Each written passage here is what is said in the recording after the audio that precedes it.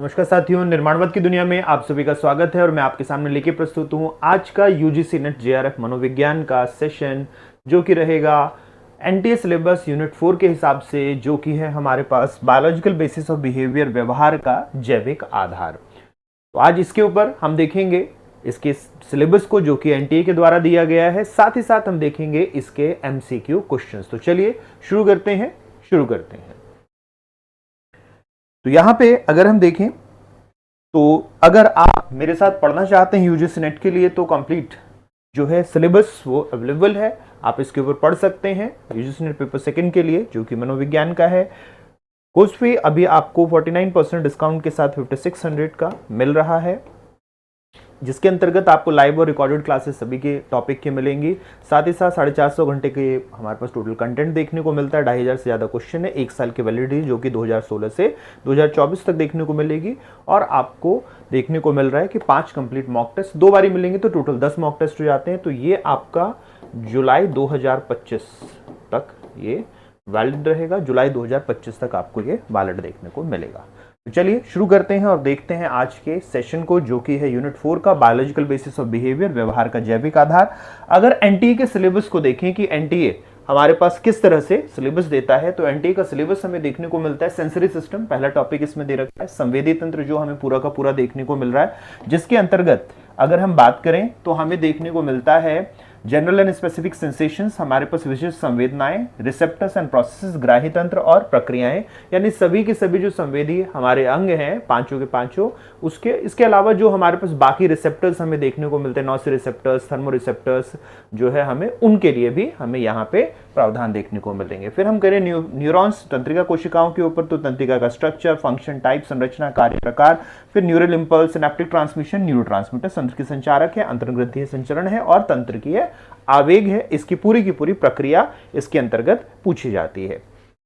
फिर अगर हम देखें तो हमें central and peripheral nervous system देखने को मिलता है, केंद्रीय तंत्र, तंत्रिका तंत्र, और हमें देखने को मिलता है, साथ ही साथ हमें देखने को मिलता है परिधीय तंत्रिका तंत्र। तो ये हमें दोनों ही तंत्रिका तंत्र देखने को मिल रहे हैं। एक मिनट दीजिएगा मुझे। तो ये दोनों ही हमें तंत्रिका तंत्र देखने को मिल रहे हैं।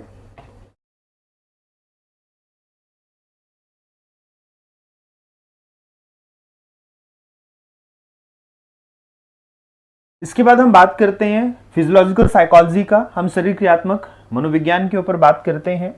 तो इसके अंतर्गत हमें इन्वेजिव मेथड्स दे रखे हैं, यानी अलग अलग तरह के जो टेक्निक्स है, जैसे लेजन टेक्निक्स के ऊपर कैसे हम विकसित करते हैं, अलग अलग तरह के हमारे जो आघात होते हैं मस्तिष्क को, वो किस तरह से हमें देखने को मिलता है। फिर केमिकल मेथड्स देखते हैं, रासायनिक विधियां देखते हैं, डिजनरेशन टेक्निक देखते हैं, अपभ्रंशन तकनीकें देखते हैं, एनाटॉमिकल मेथड्स और शरीर विधि।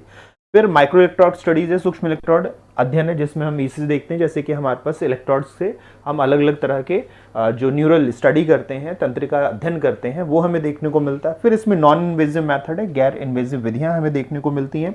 ईईजी, स्कैनिंग मेथड, ये सारे के सारे हमारे इसके अंतर्गत आते हैं जब हम इसको देखेंगे।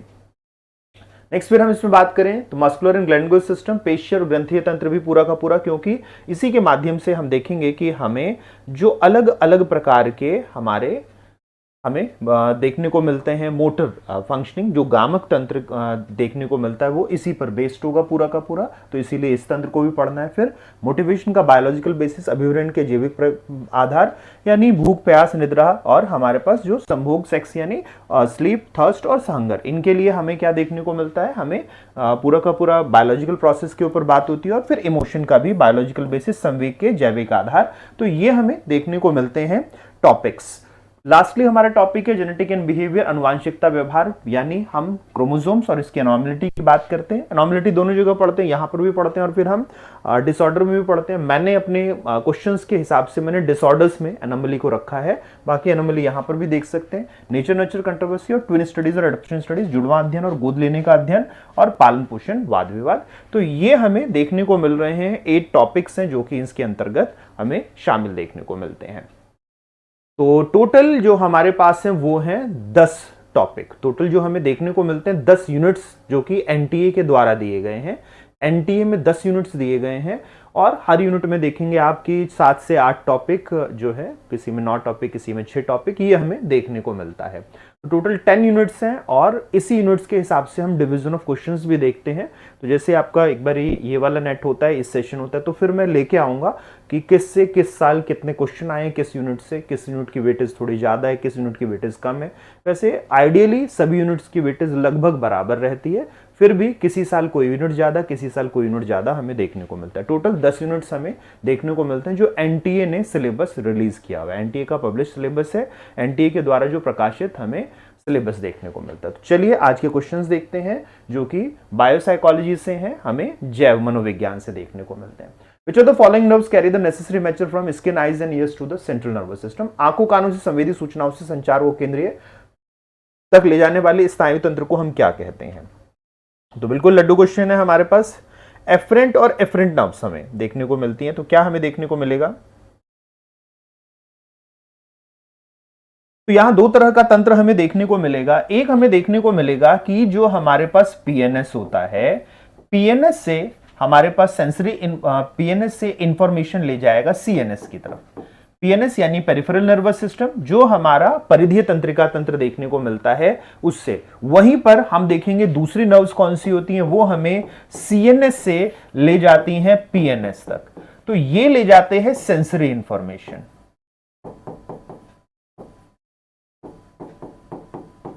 ये सेंसरी इंफॉर्मेशन ले जाता है। यहां पर हम क्या देखते हैं, यहां पर हम देखते हैं संवेदी सूचनाओं का संचरण हो रहा है।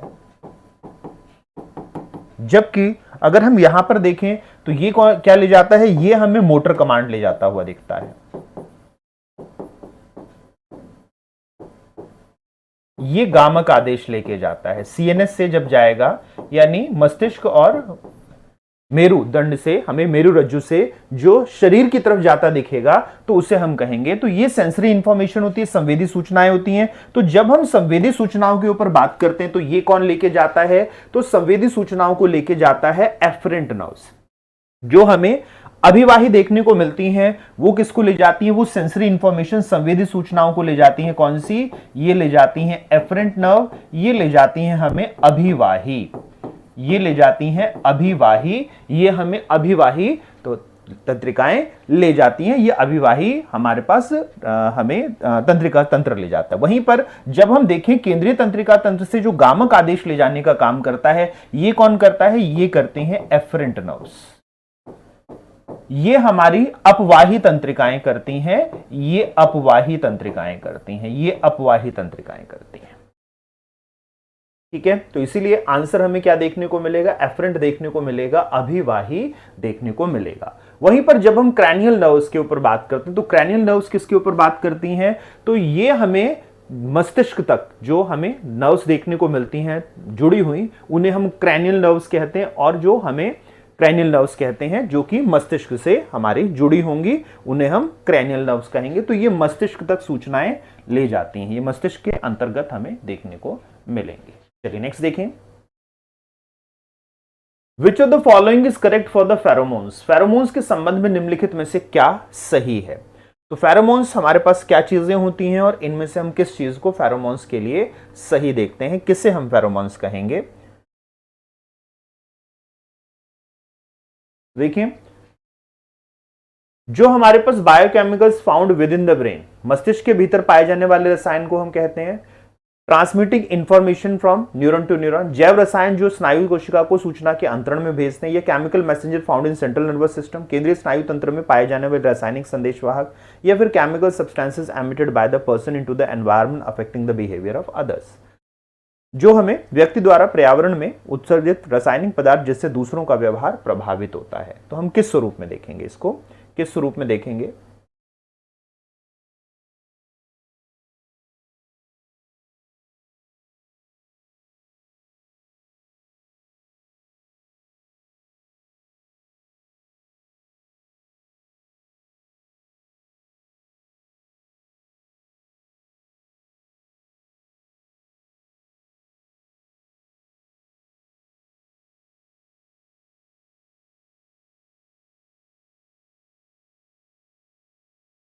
तो बिल्कुल जब हम बात करते हैं कि बायोकेमिकल्स जो हमारे पास फेरोमोन्स है, तो फेरोमोन्स हमें क्या देखने को मिलता है?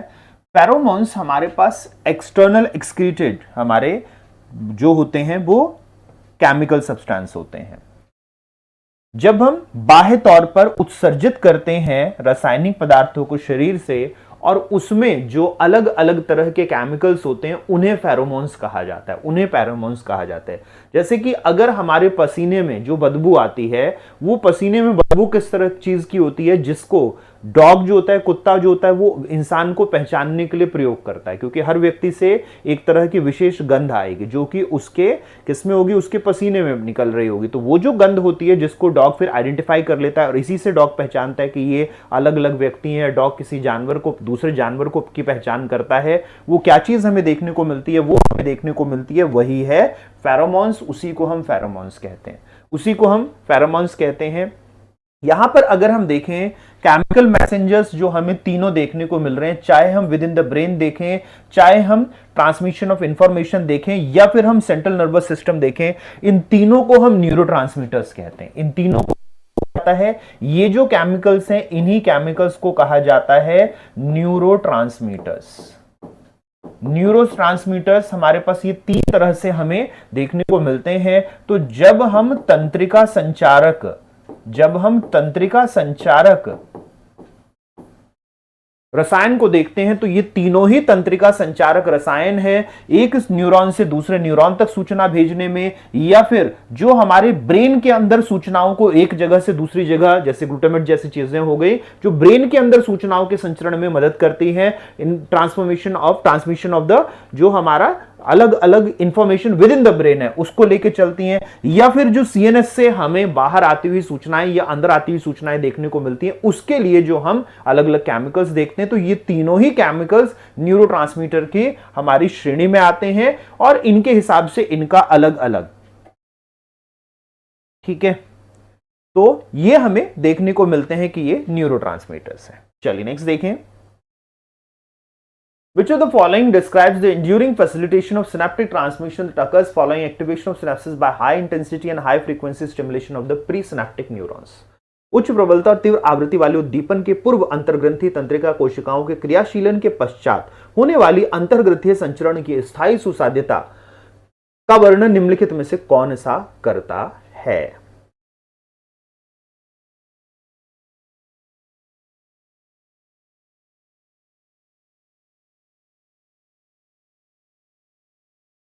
प्री जो हमारे पास सिनेप्सिस हमें देखने को मिलता है,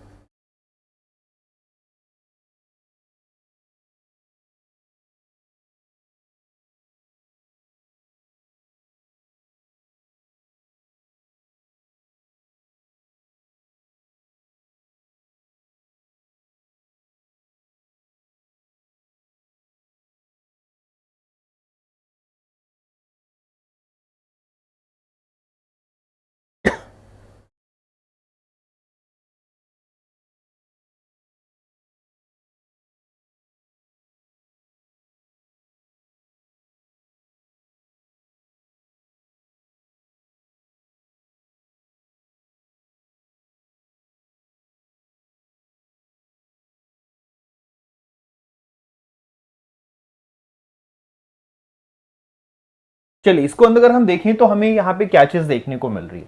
जब हम सिनेप्टिक ट्रांसमिशन देखते हैं, जब भी हम देखेंगे कि हमारे पास हमारा तंत्रिका में अंतर्ग्रंथी संचरण हो रहा है, ठीक है। जब हमें इतना उच्च प्रबलता और तीव्र आवृत्ति लगातार मिले जिसके कारण प्री सिनेप्सिस हमेशा एक्शन पोटेंशियल को कैरी करे, ठीक है। जब वो एक्शन पोटेंशियल को कैरी करे, तो जब वो एक्शन पोटेंशियल को कैरी कर रहा है, क्यों कैरी कर रहा है? क्योंकि हाई इंटेंसिटी है हमारी किसकी? एक्टिवेशन ऑफ सिनेप्सिस, और हाई फ्रीक्वेंसी है, जिसके कारण जो प्री सिनेप्टिक न्यूरॉन है, क्योंकि हमें क्या देखने को मिलेगा? हमें देखने को मिलेगा कि एक न्यूरॉन से दूसरे न्यूरॉन में हमें संचरण हो रहा है, तो ये प्री सिनेप्टिक हो गया, इसे हम प्री सिनेप्टिक न्यूरॉन कहेंगे। और इसे क्या कहेंगे? इसे पोस्ट सिनेप्टिक न्यूरॉन कहेंगे, क्योंकि ये जगह क्या है? ये जगह है सिनेप्स, ये हमारे पास सिनेप्स की जगह है। तो ये अगर सिनेप्स है तो ये क्या हो गया, ये पूर्व सिनेप्टिक हो गया, ये क्या हो गया, ये उत्तर सिनेप्टिक हो गया। अब जो यहां देखें कि यहां से हमारा जो न्यूरो संचरण है वो इधर ट्रेवल कर रहा है, इधर ट्रेवल कर रहा है, यानी ट्रेवलिंग की दिशा ये है। तो ट्रेवलिंग की दिशा से पहले वाला प्री सिनेप्टिक, बाद वाला पोस्ट सिनेप्टिक, ये चीज हमें समझ में आ गई। अब यहां पर उद्दीपन इतना ज्यादा है, यहां पर इतना ज्यादा उद्दीपन है कि जो हमारे पास सिनेप्स है वो लगातार संचरण करता रहता है, रुकता नहीं है। नहीं तो बाकी में हम क्या देखेंगे, इंपल्स आएगा जाएगा, आएगा जाएगा, आएगा जाएगा, लेकिन यहां इंटेंसिटी इतनी ज्यादा हो गई है कि ये लगातार क्या करेगा, ट्रांसमिशन करता रहेगा। जब इस तरह की स्थिति होती है, क्योंकि हमें क्या चाहिए, एक्शन पोटेंशियल चाहिए, हमें क्या चाहिए संचरण के लिए, किस चीज की आवश्यकता होती है, सामान्य संचरण के लिए हमें क्रिया विभव चाहिए। अगर हमारे पास एक सामान्य संचरण प्रक्रिया है तो हमारे पास सामान्य संचरण प्रक्रिया में हमें क्या चाहिए, एक्शन पोटेंशियल चाहिए। ये हमारे क्या होती है, ये हमारी जनरल ट्रांसमिशन प्रोसेस है। उसमें एक्शन पोटेंशियल जैसे ही अचीव होगा वैसे ही क्या करेगा,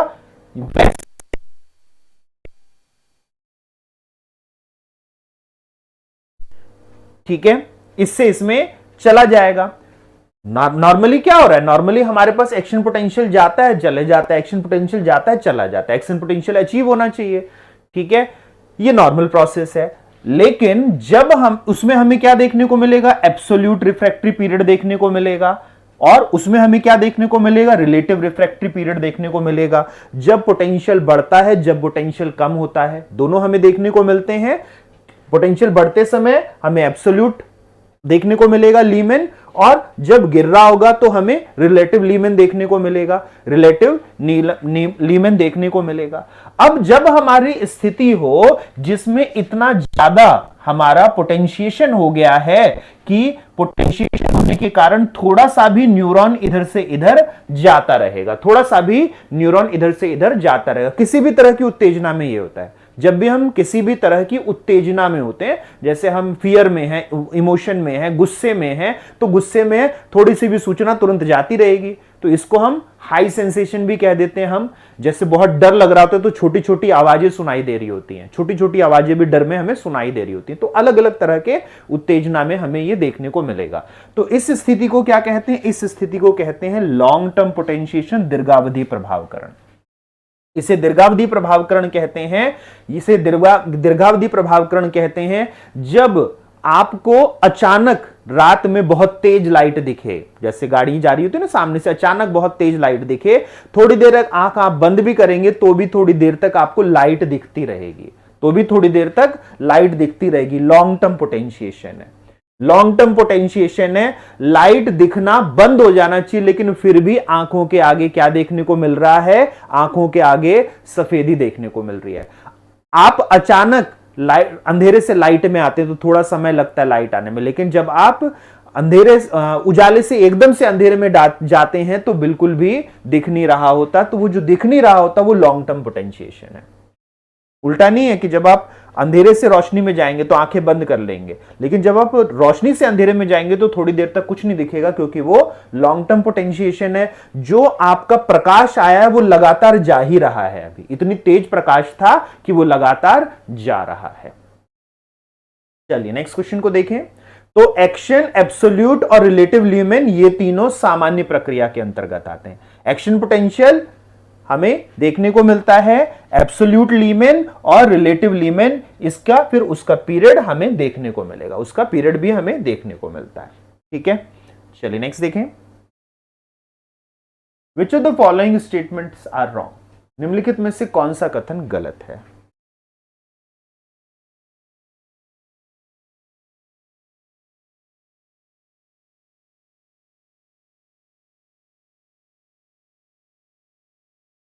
नहीं, अस्थायी सुसाध्यता हमारे पास था, जिसे हम कहेंगे स्थायी सुसाध्यता।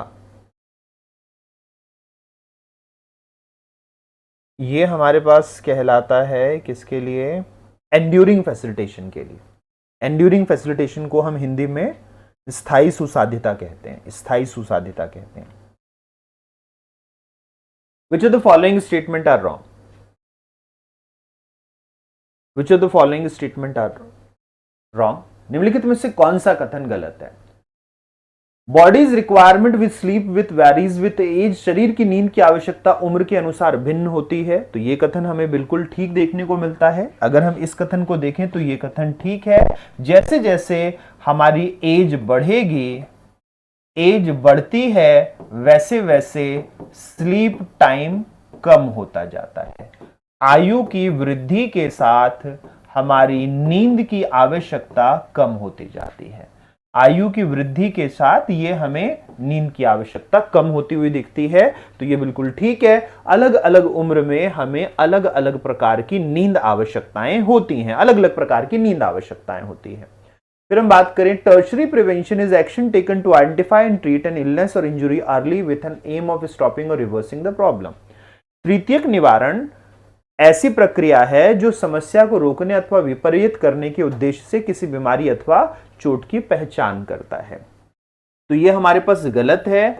जब हम पहचान करके उसको रोकने की कोशिश करते हैं, जब हम आइडेंटिफाई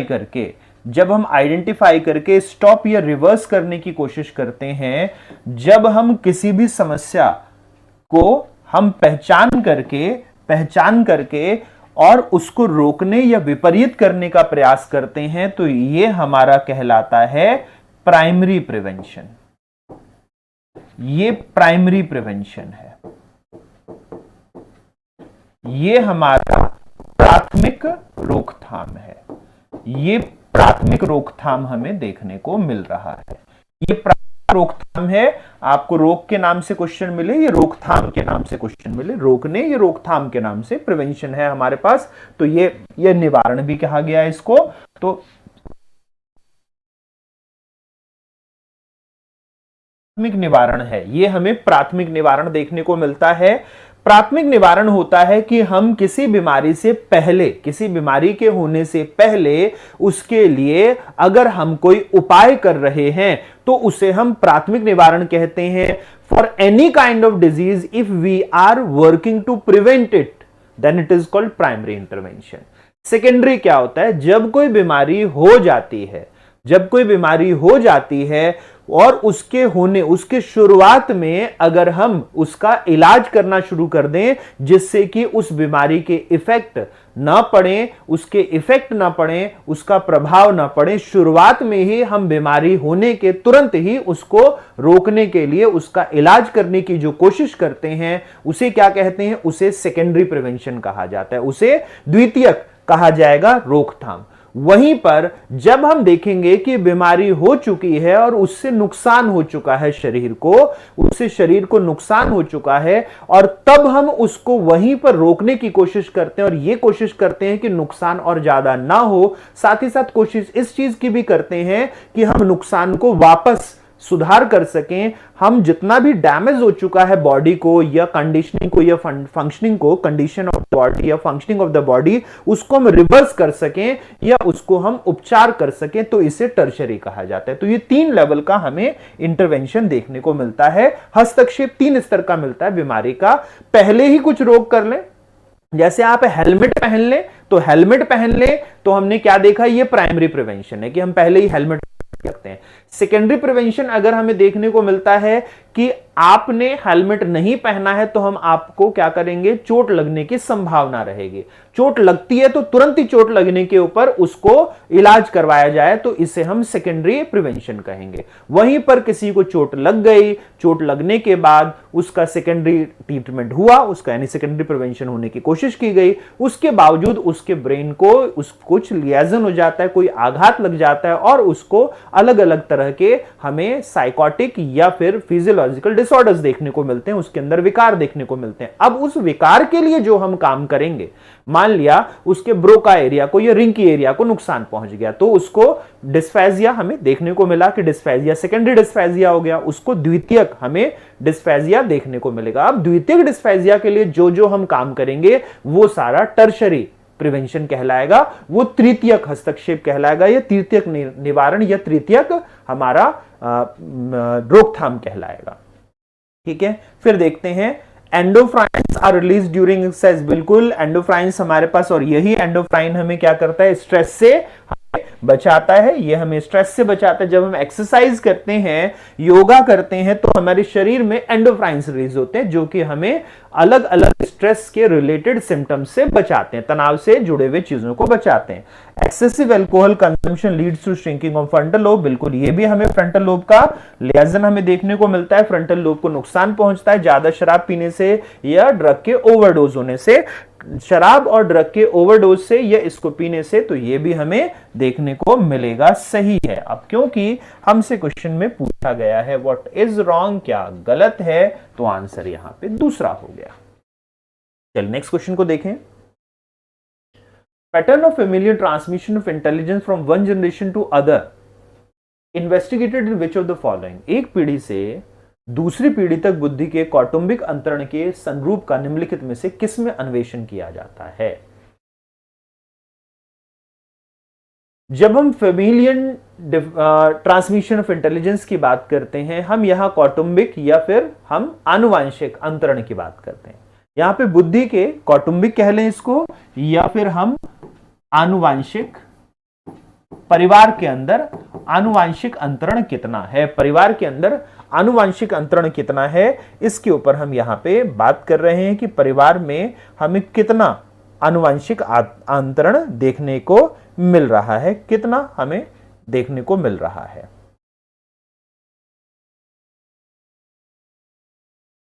तो यह हमें दो तरह के से देखने को मिलता है, यह हमें दो तरह से देखने को मिलता है। किस तरीके से यह हमें देखने को मिलता है कि हम सेग्रीगेशन एनालिसिस करते हैं, हम यहाँ पे सेग्रीगेशन एनालिसिस करेंगे, यहां पे हम अडॉप्शन स्टडीज करते हैं, अंगीकरण करते हैं, या फिर हम कहें गोद लेने का अध्ययन करते हैं। यहां पे हम एसोसिएशन स्टडीज करते हैं, संबद्धता अध्ययन करते हैं। यहां पे हमें ट्विन स्टडीज देखने को मिलती हैं। यहां पे हम सेग्रीगेशन को सेपरेशन भी कहते हैं, सेग्रीगेशन को हम सेपरेशन स्टडी भी कहते हैं। हम बच्चे को परिवार से अलग कर देते हैं, दूसरे परिवार में रख के देखते हैं, तो इसे विलगन अध्ययन भी कहते हैं, इसको विलगन अध्ययन भी कहते हैं। ठीक है, तो विलगन अध्ययन होता है, ट्विन स्टडी होता है, जुड़वा अध्ययन होता है।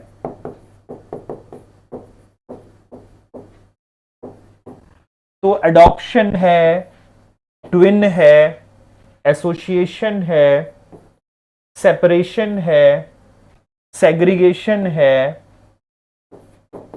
ये सारी की सारी स्टडीज क्या कहलाती है, ये सारी की सारी स्टडीज एनालिसिस स्टडी कहलाती है। ये सब के सब संयोजन विश्लेषण अध्ययन कह रहे हैं, ये सब इसके उदाहरण है, ये सब इसके उदाहरण है, ये सब के सब इसके एग्जाम्पल्स हैं। इन्हें कहा जाता है लिंकेज एनालिसिस स्टडीज, इन्हें संयोजन विश्लेषण अध्ययन कहा जाएगा,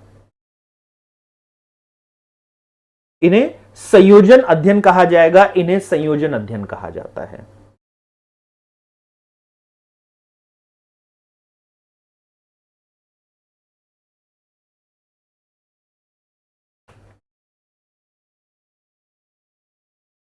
ठीक है, कितना लिंकेज हमारे पास है, कितना हमारे पास हम देखते हैं लिंक होता है कि जुड़वा में कितना होता है, एक परिवार में रहने पे कितना होता है। एनवायरनमेंट और हमें फैमिलियल दोनों के हिसाब से हमें देखने को मिलता है, एनवायरनमेंट और हेरिडिटी दोनों के हिसाब से हम फैमिलियल स्टडीज करते हैं। चलिए नेक्स्ट देखें। Which of the following are true regarding Broca area. Broca के क्षेत्र के संबंध में निम्नलिखित में से कौन कौन सा सही है। तो ब्रोका एरिया पूछा गया है यहां पे, ब्रोका एरिया। तो जब हम ब्रोका एरिया की बात करते हैं, ब्रोका और रिंग की दो हमारे पास लैंग्वेज रिलेटेड एरियाज हैं।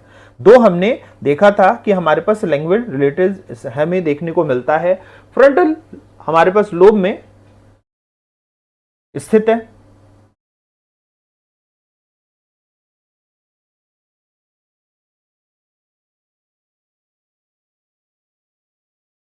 ब्रोका एरिया हमारा जो फ्रंटल लोब में स्थित है वो हम किस स्वरूप में देखते हैं।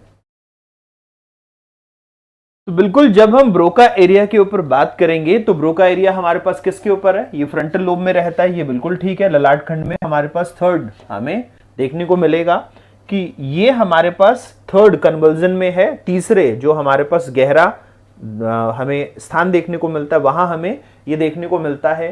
अब इसका मेन काम क्या है, तो इसका मेन काम हमें देखने को मिलता है स्पीच प्रोडक्शन है। इसका मेन काम क्या है, ब्रोका एरिया किससे है, ये फीनिम एरिया से रिलेटेड है। तो जितना भी हमें स्पीच प्रोडक्शन देखने को मिलता है, मोटर कॉर्टेक्स के साथ ये कोऑर्डिनेट करके पूरा का पूरा स्पीच फंक्शनिंग देता है, पूरा का पूरा वाक उत्पादन देता है।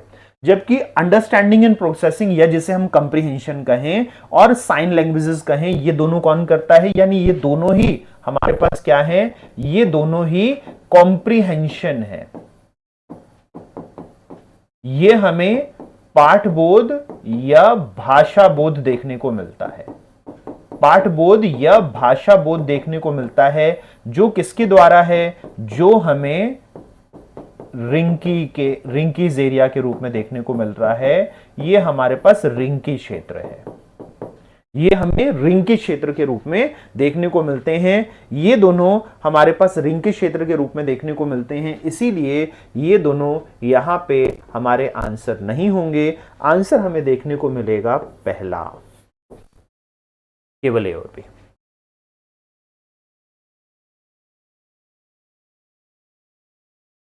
चलिए नेक्स्ट क्वेश्चन को देखें। Master and Johnson which of the following is correct sequence of sexual response. तो सेक्सुअल रिस्पॉन्स साइकिल हमारे पास मास्टर एंड जॉनसन का दिया गया। जब हम इसके ऊपर बात करते हैं तो हमें सेक्सुअल रिस्पॉन्स साइकिल दिया गया है मास्टर एंड जॉनसन का, मास्टर एंड जॉनसन का हमें सेक्सुअल रिस्पॉन्स साइकिल दिया गया। अब अगर हम इसके हिसाब से देखें तो हमारे कौन कौन से इस साइकिल के हमारे स्टेप्स हैं, जो कि हम फर्स्ट टू एंड तक बात करें तो हमें कौन कौन से स्टेप देखने को मिलेंगे इसमें।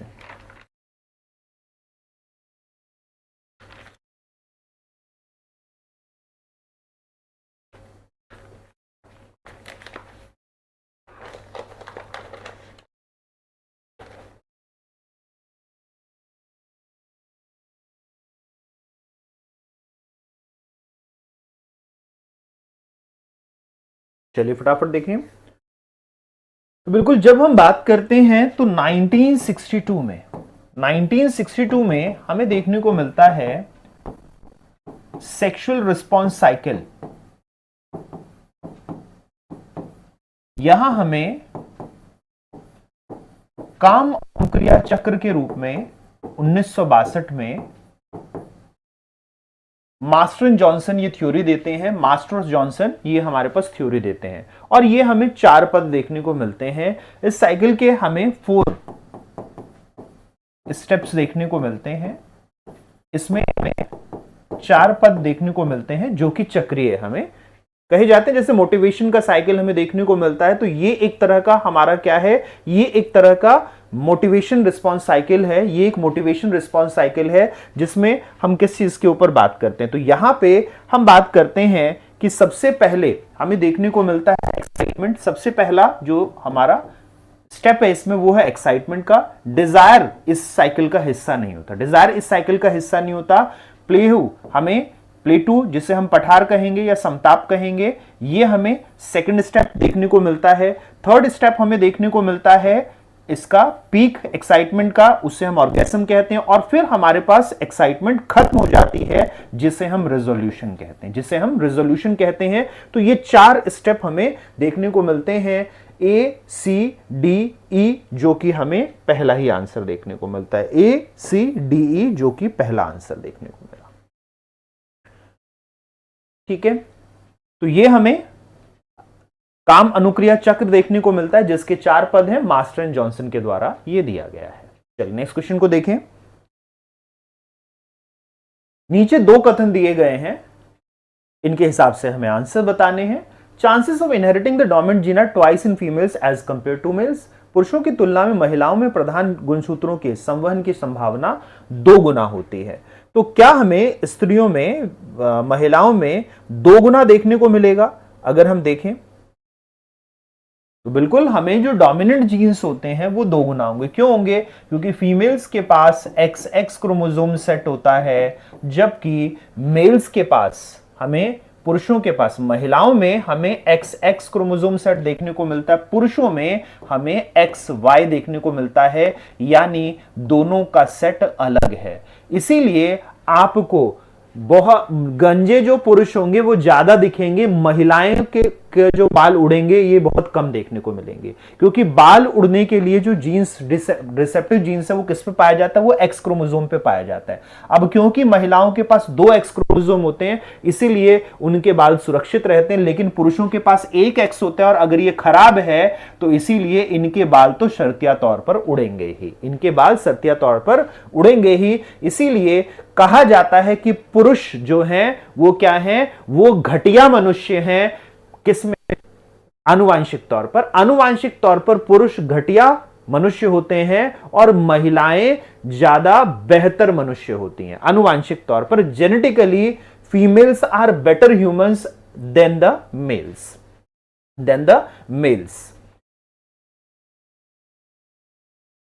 ठीक है, क्यों? क्योंकि उनके पास अपने आप को किसी भी आनुवांशिक त्रासदी में सुरक्षित रहने का दुगना क्षमता है, उनके पास दुगना क्षमता है। तो बिल्कुल रीजन भी हमें ठीक देखने को मिल रहा है और एजर्शन भी हमें ठीक देखने को मिल रहा है। आंसर यहां पहला हो जाएगा, आंसर यहां पहला हो जाएगा। चलिए नेक्स्ट देखें। Which components of psychoneuroimmunological system is not affected by the glucocorticoids? मनस्तंत्रिका प्रतिरक्षा प्रणाली का कौन सा घटक ग्लूकोकॉर्टिकॉइड से प्रभावित नहीं होता है? ग्लूकोकॉर्टिकॉइड से कौन सा इसमें से प्रभावित नहीं होता है? ग्लूकोकॉर्टिकॉइड से कौन सा इसमें से प्रभावित नहीं होगा? किसे हम यहां पे ग्लूकोकॉर्टिकॉइड से प्रभावित नहीं देखेंगे?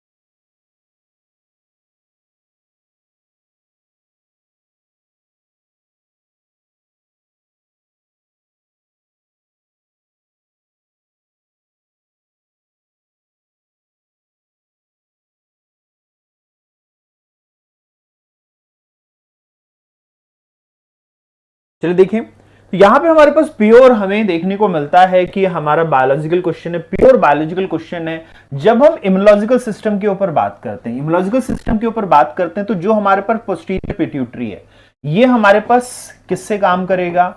ये हमें सिग्नलिंग से काम कर रहा है। ये हमें क्या देखने को मिलता है? ये हमें देखने को मिलता है कि ये सिग्नलिंग पाथवेज के थ्रू काम करेगा, ये सिग्नलिंग पाथवेज के थ्रू काम करेगा। और जब ये सिग्नलिंग पाथवेज के थ्रू काम करता है तो ये हमारे पास ग्लूकोकॉर्टिकॉइड सिस्टम से इसको कोई प्रभाव नहीं पड़ता, क्योंकि बाकी सारा का सारा इम्यूनोलॉजिकल सिस्टम जो है, बाकी सारा का सारा जो हमारा प्रतिरक्षा प्रणाली है, जिसमें हम टी सेल्स, बी सेल्स देखें, जो कि या फिर हम देखें कि हमें देखने को मिलता है अलग अलग तरह के white blood cells, red blood cells हो गए, अलग अलग तरह के एंटीजेंस हो गए, एंटीबॉडीज हो गई। ये जो हमें मैंने रेड ब्लड सेल्स कहती, red blood cells, white blood cells हो गए, एंटीजेंस हो गए, हमें प्लेटलेट्स देखने को मिली, हमें एंटीबॉडीज देखने को मिली। ये सब हमारे पास ग्लूकोकॉर्टिकॉइड के जो हमारे पास हार्मोनल सिस्टम है उससे इंपैक्ट करते हैं। लेकिन जो हमारा हमें देखने को मिलता है पोस्टीरियर पिट्यूटरी, ये सिग्नलिंग पाथवेज के काम करता है। ये हमारे पास जो सिग्नलिंग के पाथवेज हैं ये उनके हिसाब से काम करता है, इसीलिए इसको बिल्कुल, ये अगर हम सिग्नलिंग पाथवे को देखेंगे तो सिग्नलिंग पाथवे हमें किससे देखने को मिलेगा, वो हमें देखने को मिलेगा कि हमारे पास जो हमारा हमें ब्रेन स्टेम देखने को मिलता है, उससे ब्रेन स्टेम से होता हुआ हमारे हाइपोथैलेमस से होता हुआ जो हमारा रिले सेंटर है उससे कंट्रोल होता हुआ दिखेगा। पोस्टीरियर पिट्यूटरी जो है हमें वो हाइपोथैलेमस या फिर हमारे रिले सेंटर से कंट्रोल होता हुआ दिखेगा, जबकि जो हमारा हमें न्यूरोट्रांसमीटर्स देखने को मिलते हैं, हार्मोनल सिस्टम देखने को मिलता है, उस वो ग्लूटाकॉर्टिकॉइड से हमें देखने को मिलेगा कंट्रोल होते हुए। तो आंसर यहां पे हमें पहला देखने को मिलेगा। बाकी ये तीनों हमें किससे कंट्रोल होंगे, ग्लूकोकॉर्टिकॉइड से कंट्रोल या अफेक्ट होंगे। Myelin sheath which insulates most action in the CNS is produced by. CNS में माइलिन शीथ किससे बनती है? माइलिन शीथ हमें दोनों जगह देखने को मिलेगी, सीएनएस में भी और पीएनएस में भी। माइलिन शीथ किस कर रही होती है? एक्सॉन को कवर करती है, ये एक्सॉन को कवर करती है, दोनों जगह कवर करेगी एक्सॉन को। तो माइलिन शीथ हमें कहां बनती हुई दिखती है? माइलिन शीथ हमें कहां बनती हुई दिखती है, कहां दिखेगी हमें माइलिन शीथ?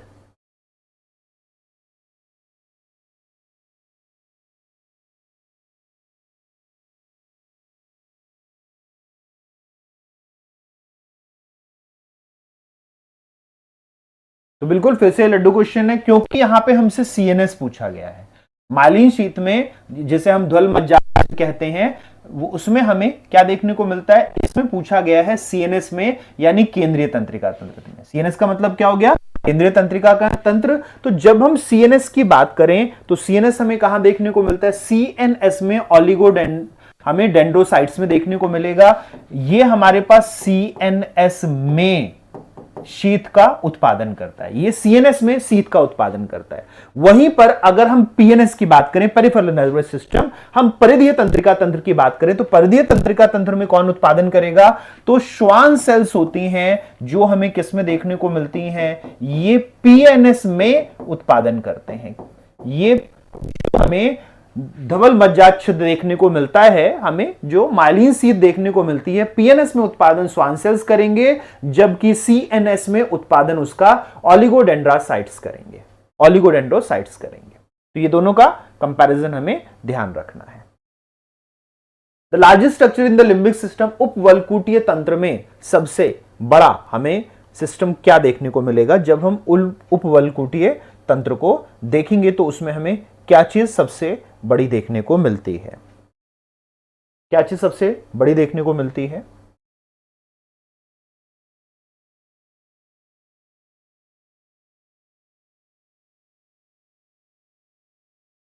ठीक है, तो हमें एमिगडाला देखने को मिलता है, इसके साथ में छोटी सी पिट्यूटरी देखने को मिलती है, इसके पीछे हमें हिप्पोकैम्पस देखने को मिलता है। ये तीन चीजें हमें देखने को मिलेगी। फिर जो हमारी ब्रेन स्टेम आई हुई है, इसके साथ हम जुड़ा हुआ देखेंगे तो यहां हमें देखने को मिलेगा थैलेमस और हाइपोथैलेमस।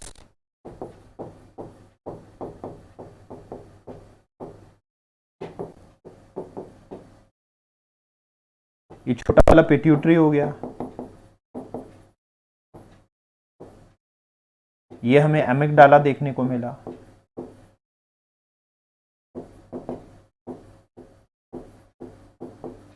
ये जो बड़ा वाला है ये हमें हिपोकैम्पस देखने को मिला, जो हमारी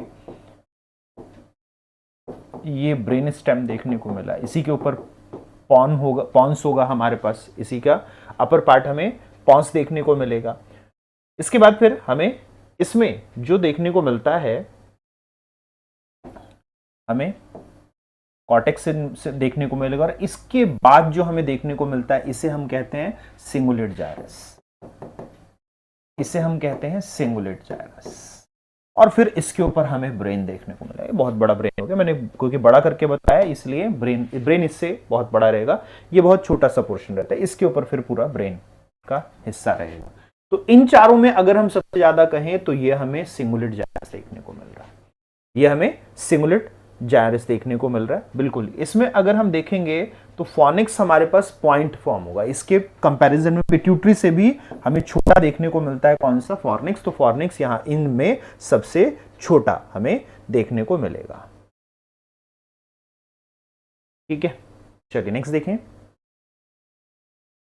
the human retina contains, laddoo question फटाफट इसमें समय गवाए, आंसर दे दिए। ह्यूमन रेटिना में हमारे पास कितने होते हैं, कितने होते हैं हमारे पास? तो बिल्कुल जब हम ह्यूमन रेटिना की बात करते हैं तो ह्यूमन रेटिना में हमें कितने देखने को मिलेगा? बिल्कुल स्मेल से रिलेटेड रहता है ये। तो लड्डू क्वेश्चन है, 6 मिलियन हमारे पास होते हैं कोन्स और 120 मिलियन होते हैं रॉड्स, इसीलिए हम दिन में ज्यादा अच्छे तरीके से देख पाते हैं, हम दिन में ज्यादा अच्छे तरीके से देख पाते हैं। अगर हम रात में अच्छे तरीके से देखेंगे तो रॉड ज्यादा, कोन ज्यादा हो जाएंगे, रॉड कम हो जाएंगे। कोन ज्यादा हो जाएंगे, रॉड कम हो जाएंगे, इसके कारण हमें काला सफेद दिखने लगेगा और हम रात में ज्यादा अच्छा देखने को मिलेगा। इजी रिकॉर्ड में एनआरईएम स्लीप में क्या कौन सी वेव देखने को मिलेगी? जब हम एनआरईएम स्लीप के ऊपर बात करते हैं, डिटेल में हमने इसको देखा था, तो एनआरईएम स्लीप बिल्कुल क्वेश्चन है, बिना समय गवाए NREM non rapid eye movement में हमें कौन सा देखने को मिलता है? तो जो नॉन रैपिड आई मूवमेंट है उसमें जो कॉन्स्टेंटली हमें देखने को मिलेगा वो है डेल्टा। वो हमें क्या देखने को मिल रहा है? डेल्टा देखने को मिल रहा है। ठीक है, ये हमें डेल्टा देखने को मिल रहा है। चलिए नेक्स्ट देखें। अमरवीर जी, जो पूरा का पूरा सिलेबस है वो ऐप के ऊपर अवेलेबल है, यूट्यूब के ऊपर पूरा सिलेबस करवाना पॉसिबल नहीं है। आप अगर एस्टेट के लिए प्रिपरेशन कर रहे हैं तो उसके लिए आप एनसीईआरटी 11th और 12th की साइकोलॉजी पढ़ सकते हैं। इसमें आपका लगभग 80% सिलेबस कवर हो जाएगा, 80% सिलेबस इसमें कवर हो जाता है। चलिए इसको देखें, सोमैटिक नर्वस सिस्टम। जब हमसे बात की गई है किसकी? सोमैटिक नर्वस सिस्टम की, एसएनएस की, जो कि हमारे पास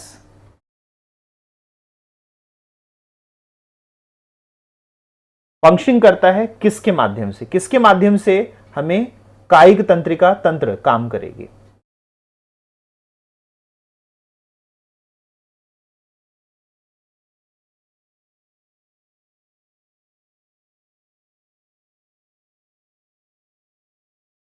रिंकी एरिया और ब्रोका एरिया दो अलग अलग क्षेत्र हैं, मस्तिष्क के दो अलग अलग क्षेत्र हैं, एक टेम्पोरल ऑक्यूपिटल में, एक फ्रंटल में है, क्षेत्र ही दोनों अलग अलग हैं। एक हमारे पास रिसीव करता है साउंड ऑडिटरी, दूसरा हमारे पास रिसीव करता है सीमेंटिक मेमोरी को, हिपोकैम्पस से रिलेट होके। बहुत सारे डिफरेंसेस हैं, तो ये मैंने आपको मेन दो डिफरेंस बताया, और भी बहुत सारे डिफरेंस हमें देखने को मिलते हैं। तो बिल्कुल जब हम बात करेंगे कि हमारे पास सोमैटिक नर्वस सिस्टम है, कायिक तंत्रिका तंत्र है, तो ये किस पे चलेगी? ये चलेगी मोटर कमांड्स पे। ये किस पे चलती है? मोटर कमांड्स पे।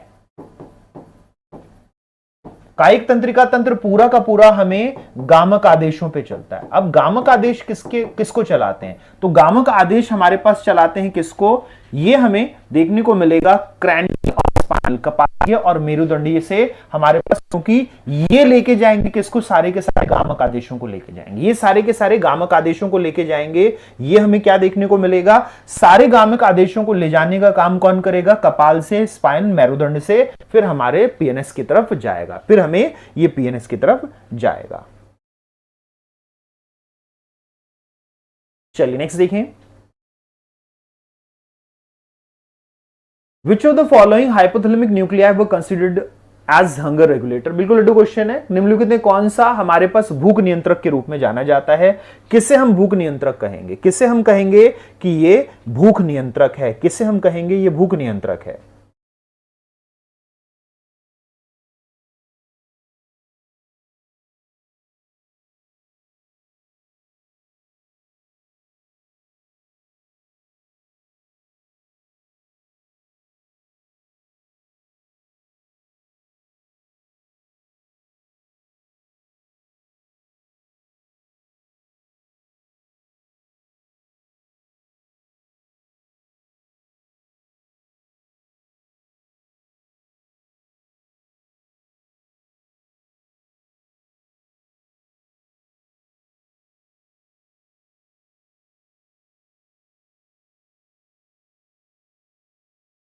तो बिल्कुल यहां पे अगर हम देखेंगे तो हमें 5 देखने को मिलते हैं। न्यूक्लियस है जो कि हाइपोथैलेमस में हमारे पास भूख और तृप्ति, हमें हंगर और सेटिस्फेक्शन, इनको अगर हम हाइपोथैलेमिक न्यूक्लियाई की बात करें तो भूख नियंत्रण, या फिर हम कहें कि हमारे पास संतृप्ति देने वाला, ये दोनों की दोनों चीजें हमें देखने को मिलता है। हमें ये दोनों की चीजें देखने को मिलता है जब हम ये 5 न्यूक्लियाई हमारे पास काम करते हैं। ये 5 न्यूक्लियाई हमारे पास काम करते हैं। एक लेटरल, पहला हमें देखने को मिलता है लेटरल, दूसरा हमें देखने को मिलता है वेंट्रोमीडियल, दूसरा हमें देखने को मिलता है वेंट्रोमीडियल, तीसरा हमें देखने को मिलता है डोरोमिड्रल, तीसरा हमें डोरोमिड्रल देखने को मिलता है, चौथा हमें पीवीएन देखने को मिलता है, यानी पैरा वेंट्रिकुलर ये तो पीवीएन, हाँ पीवीएन हमें ये पीवीटी देखने को मिल रहा है, और चौथा हमें देखने को मिलता है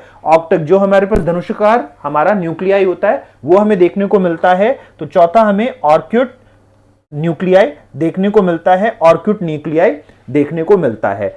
यहां पर हमारे पास पीवीएन, ये पीवीटी है, ये पैरावेंट्रिकुलर है, ये नहीं रहेगा, मीडियल है, ये नहीं रहेगा, सुपर ऑप्टिक न्यूक्लियर है, ये भी नहीं रहेगा। इसके अलावा हमें क्या देखने को मिलेगा? इसके अलावा हमें पीवीएन देखने को मिलेगा और ऑक्यूटिक नाभिक देखने को मिलेगा, और साथ ही साथ हमें देखने को मिलेगा डोर्सोमीडियल, डोर्सोमीडियल भी देखने को मिलेगा। तो ये 3 हमें और देखने को मिलते हैं, टोटल 5 न्यूक्लियस देखने को मिलते हैं। आंसर इसमें हमें मिल जाएगा बी और डी, तीसरा आंसर इसमें हमें बी और डी तीसरा देखने को मिल जाएगा, इसमें तीसरा देखने को मिल जाएगा। चलिए नेक्स्ट देखें।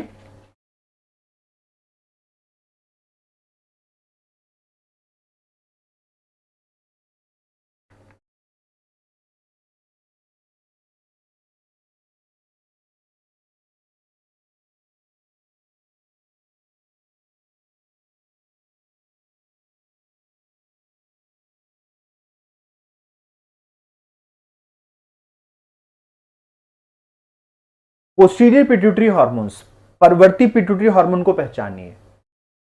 तो हमारे पास दोनों तरह के हमें हार्मोन्स देखने को मिलते हैं, हमें पोस्टीरियर और एंटीरियर दोनों हार्मोनल सिस्टम देखने को मिलते हैं। पोस्टीरियर और एंटीरियर हमें दोनों हार्मोनल सिस्टम देखने को मिलते हैं। तो यहां पर पोस्टीरियर पिट्यूटरी कौन कौन से हैं? पोस्टीरियर पिट्यूटरी कौन कौन से हैं?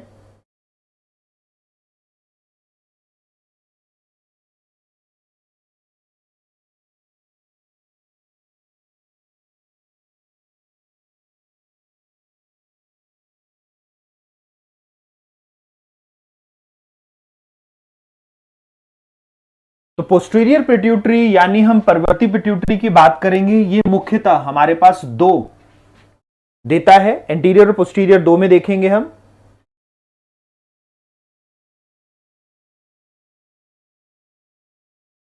ठीक है, वो सारे के सारे हाइपोथैलेमस के पॉइंट है, वो सारे के सारे हाइपोथैलेमस के पॉइंट है, सबके अलग अलग फंक्शनिंग है, सबकी अलग अलग फंक्शनिंग है, हमारी फंक्शनिंग नहीं कर सकते, इसलिए मैं उसके ऊपर ज्यादा फोकस नहीं किया।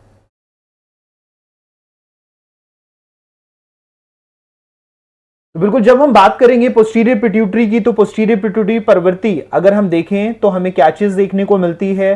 तो यहां पर हमें देखने को मिलता है ये 2 ही हमारे पास हार्मोन देता है। ये क्या देता है? ऑक्सीटोसिन देता है और ये वैसोप्रेसिन देता है।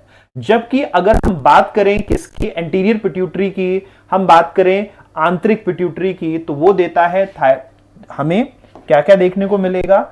हमें एंटीरियर पिट्यूटरी देखने को मिलेगा, FSH हमारे पास एंटीरियर पिट्यूटरी देखने को मिलता है, और ल्यूटिनाइजिंग हार्मोन हमें एंटीरियर पिट्यूटरी देखने को मिलता है।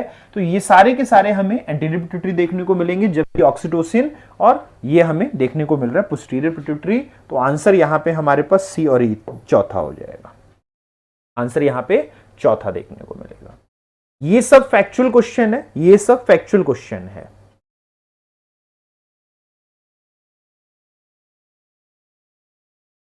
ग्लूटामेट न्यूरोट्रांसमीटर और उसका हमारा, अच्छा उसका फंक्शन नहीं दे रखा यहाँ पे, न्यूरोट्रांसमीटर और उसका कॉन्स्टिट्यूएंट हमारे पास केमिकल की बात की गई है, ग्लूटामेट, डोपामाइन, एसिटोकोलाइन और सेरोटोनिन। तो ये क्या क्या है हमारे पास? कैथोकोलामाइन कौन सा है, अमीनो एसिड कौन सा है, एंडोलिमाइन कौन सा है और क्वाटनरी एमाइन कौन सा है। तो सबका हमारे पास कॉन्स्टिट्यूएंट केमिकल दिया है, सबका कॉन्स्टिट्यूएंट केमिकल हमें दे रखा है। तो अगर हम बात करें तो हमें क्या चीज देखने को मिलती है? जब हम ग्लूटामेट की बात करते हैं तो ग्लूटामेट हमें साफ साफ एमिनो एसिड देखने को मिलता है।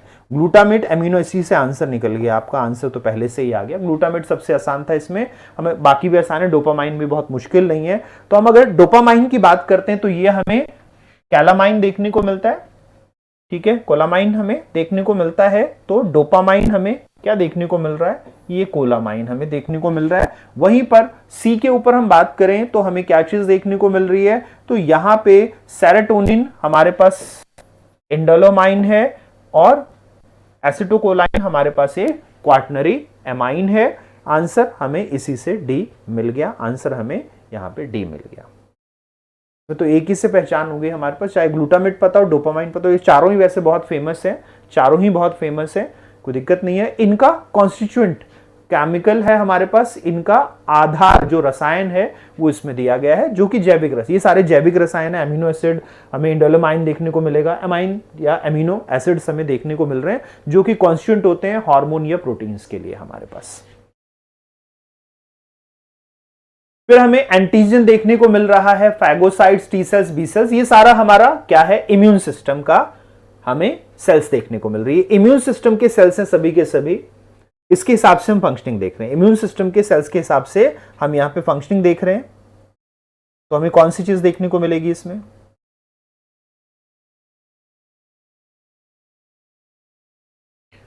एंटीजन क्या है हमारे पास?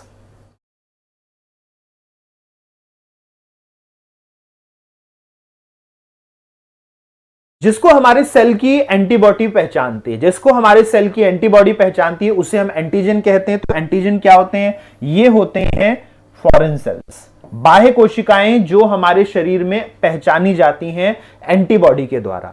जब हम वैक्सीनेशन लेते हैं तो इन्हीं एंटीजन के खिलाफ हमारे शरीर में एंटीबॉडी बनती जाती है, जिसके कारण हम तुरंत उसको पहचान लेते हैं, हम तुरंत उसको पहचान लेते हैं। तो इसे हम क्या कहते हैं? इसे हम डिस्टिंग्विश्ड फॉरेन सेल कहेंगे, हम इसे कहेंगे कि ये बाहर की कोशिकाएं हैं।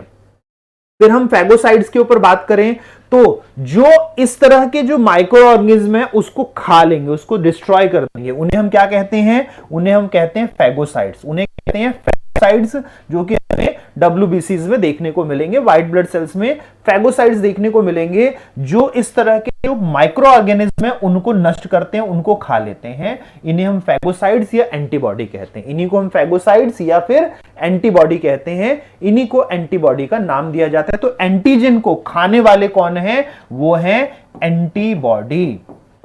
एंटीबॉडी को फैगोसाइट्स भी कहा जाता है, इनको फैगोसाइट्स भी कहा जाता है। फिर हमें देखने को मिलता है टी सेल्स, जो कि हमारे पास सेल मीडिएटेड इम्यूनिटी है, यानी हमारे जो अलग अलग सेल के अंदर, जिस सेल के अंदर जाएंगे उसके अंदर जो हमारे पास अलग अलग प्रतिरक्षा होती है कि जिस सेल में एंटर किया वही उसको डिस्ट्रॉय करने लगता है। जो भी फॉरेन एलिमेंट आएगा, एंटीजन आएगा, तो इसे हम किस रूप में देखते हैं? इसे हम कहते हैं कि ये है हमारे पास सेल मीडिएटेड, सेल की मध्यस्थता द्वारा प्रतिरक्षा, सेल की मध्यस्थता द्वारा प्रतिरक्षा। फिर हमें देखने को मिलता है कि हम जब बी सेल्स की बात करते हैं, बी सेल्स हमारे पास एंटीबॉडी अलग अलग तरह के बी सेल्स को बनाएगा, बीटा सेल्स को बनाएगा, जो कि जाके एंटीजन को ढूंढ ढूंढ कर उसको अटैक करेंगे, उसको ढूंढ ढूंढ कर उसको मारेंगे। तो ये हमारे पास एक तरीके से एक्टिव सेल्स होते हैं एंटीजन को ढूंढ ढूंढ कर मारने के लिए। तो उत्तर यहां पे हमें दूसरा देखने को मिल गया, A4 B2 हमें यह देखने को मिल गया। चलिए नेक्स्ट क्वेश्चन को देखें। Sequence of events followed by the exposure to prolonged stress. जो हमें प्रोलॉन्ग्ड स्ट्रेस देखने को मिला था जनरल एडेप्टेशन सिंड्रोम में, जनरल एडेप्टेशन सिंड्रोम में हमें क्या चीज देखने को मिली थी? जनरल एडेप्टेशन सिंड्रोम में हमें क्या चीज देखने को मिली थी? अगर हम जनरल एडेप्टेशन सिंड्रोम को देखें तो हमें सबसे पहले जब हम लंबे समय तक रहते हैं तो हमारी बॉडी में एसीटीएच होता है, हमें एसीटीएच रिलीज होता है, जो कि हमें एंटीरियर पिट्यूटरी, पूर्ववर्ती पिट्यूटरी देखने को मिलेगी, ये देखने को मिलेगा। आंसर इसी से आ गया हमारा। सबसे पहले एसीटीएच देखने को मिला था हमें स्ट्रेस रिस्पॉन्स में, स्ट्रेस रिस्पॉन्स में हमें सबसे पहले ACTH रिलीज होता हुआ दिख रहा है। इसके बाद लिम्फोसाइट्स एक्टिवेट हो जाएंगे, ग्लूकोकॉर्टिकॉइड्स रिलीज होंगे। पहले हमारे पास ACTH में ग्लूकोकॉर्टिकॉइड्स हमारे पास रिलीज होंगे, फिर लिम्फोसाइट्स एक्टिव हो जाएंगे। लिम्फोसाइट्स एक्टिव होने के बाद टी सेल्स और बी सेल्स एक्टिवेट हो जाएंगे और इससे हमारे पास धीरे धीरे हमारे हिपोकैम्पस के ऊपर अटैक होता रहेगा बी सेल्स और टी सेल्स का, और वो उसको डिस्ट्रॉय करना शुरू कर देंगे और हिपोकैम्पस के जो सेल रीजनरेट होना शुरू होंगे। इससे हमें अलग अलग तरह की जो लाइफस्टाइल डिजीज हैं, जीवन शैली की बीमारियां हैं, वो होना शुरू हो जाएगा। बीपी, ब्लड शुगर, ये सब हमें हिपोकैम्पस के कारण देखने को मिलेंगे। चलिए नेक्स्ट देखें, trace the correct sequence of components of auditory information processing. तो कान में किस तरह से श्रवण सूचना जाती है, तो हमें ये ईयर में ऑडिटरी इंफॉर्मेशन प्रोसेसिंग का सीक्वेंस पूछा है। ये हमें ईयर में ऑडिटरी इंफॉर्मेशन प्रोसेसिंग का प्रोसेस पूछा है। अब अगर हम इसमें बात करें तो हमें क्या चीज देखने को मिल रही है, इसके अंतर्गत हम किस चीज को देख रहे हैं।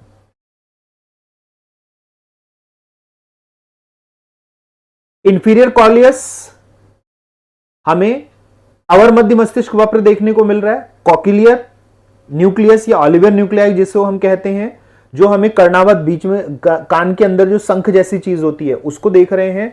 फिर geniculate nucleus receive the information, cortex and information to the brain, primary auditory cortex receive the information. तो यहां पर हमें प्राइमरी ऑडिटरी कॉर्टेक्स जो देखने को मिलता है, ये हमें एक सिंपल सा सिग्नल देखने को मिला कि सबसे अंत में ब्रेन में पहुंचेगा। तो प्राइमरी ऑडिटरी कॉर्टेक्स हमारे पास ब्रेन है, यानी ये लास्ट स्टेप होना चाहिए, ये लास्ट स्टेप होना चाहिए, क्योंकि सबसे अंत में तो ब्रेन में पहुंचेगा ना। और ब्रेन क्या है, ब्रेन ऑडिटरी कॉर्टेक्स है। हमारा जो श्रवण कॉर्टेक्स है वो सब में, इनमें से सब में हमें देखने को मिला। तो यहां पे अगर हम देखें तो हमें क्या देखने को मिलता है, प्राइमरी ऑडिटरी कॉर्टेक्स देखने को मिलता है। तो यहां सी और बी में हमें कॉर्टेक्स देखने को मिल रहा है, ठीक है।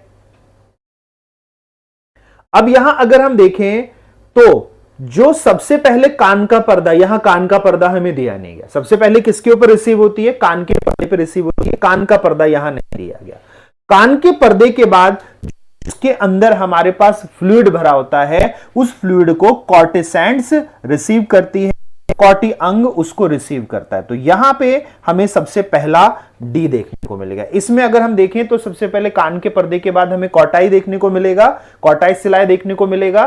तो जो हमारे पास कॉर्टी के अंदर तंतु होते हैं, वो तंतु क्या करेंगे, ध्वनि को रिसीव करते हैं जब हमारा कान का पर्दा हिलता है, तो ये रिसीव करेंगे। इसके बाद ये किसको भेजते हैं, इसके बाद ये कॉक्लियर न्यूक्लियस को भेज देते हैं, जो कि या ऑलिवर न्यूक्लियाई कह लेते हैं इसको, जो कर्णावृत केंद्र होता है उसको भेजते हैं।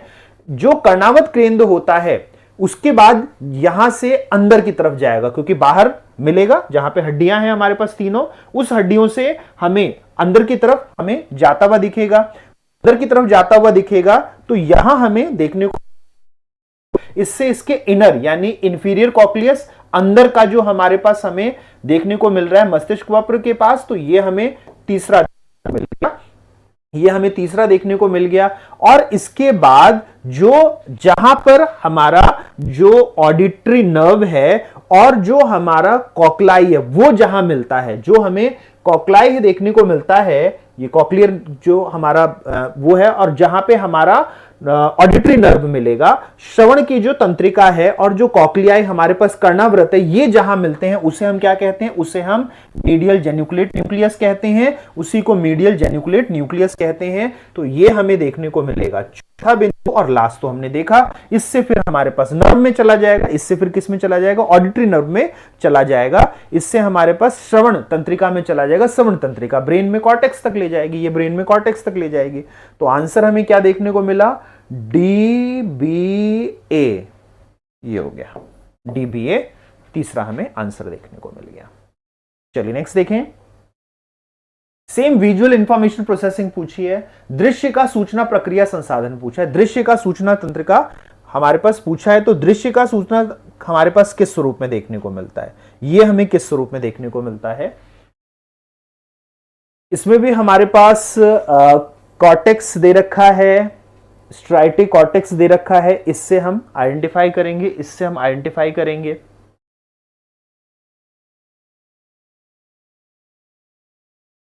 तो कॉर्टेक्स में आके हमें देखने को मिल रहा है temporal cortex and parietal cortex, जहां पे हमारा दृश्य होता है, दृश्य जो बिंदु होता है दो क्षेत्रों के बीच में हमने देखा था। तो कॉर्टेक्स और पैरिटल कॉर्टेक्स यानी ये हमारे पास एंड हो गया। हम इस इंफॉर्मेशन को देखने को मिलना चाहिए। तो डी हमारे पास सबसे लास्ट में होना चाहिए, डी और डी, ये डी दोनों होंगे, ये बी गलत है और ई गलत है हमारा सबसे लास्ट में, क्योंकि जहां पे हमारा विजुअल हमें सेंटर देखने को मिलता है, दृश्य केंद्र देखने को मिलता है, वो टेम्पोरल और पैरिटल के बीच में दृश्य केंद्र हमें देखने को मिल रहा है। यहां पे हमें, ठीक यहां पे हमें दृश्य केंद्र देखने को मिलता है। ठीक है, अब यहां पर देखें तो इससे पहले हमें क्या सबसे पहले हमें क्या देखने को मिलेगा? तो विजुअल रिसेप्टर आंखों के ऊपर, चाक्षु संग्राहक कौन है? आंखें। रोड और कौन है?